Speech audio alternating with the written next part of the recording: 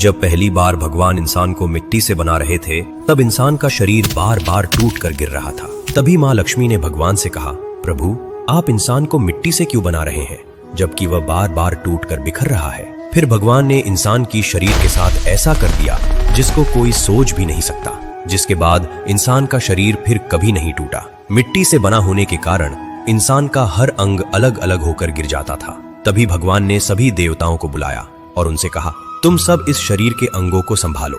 तब सूर्य देव बोले, मैं आंखों में रहकर रोशनी दूंगा। चंद्रदेव बोले, मैं मन में रहकर भावनाओं को शांत रखूंगा। वायुदेव बोले, मैं इंसान की सांसों में रहकर उसे जीवन दूंगा। माँ सरस्वती बोली, मैं जीभ में रहकर वाणी और ज्ञान दूंगी। भगवान नारायण बोले, मैं हाथों में रहकर अच्छे कर्म करवाऊंगा। भगवान कृष्ण बोले, मैं हृदय में रहकर प्रेम और दया भरूंगा। ब्रह्मा जी बोले, मैं नाभि में रहकर सृष्टि की शक्ति दूंगा। और भगवान शिव बोले, मैं मस्तक में रहकर बुद्धि और शक्ति दूंगा।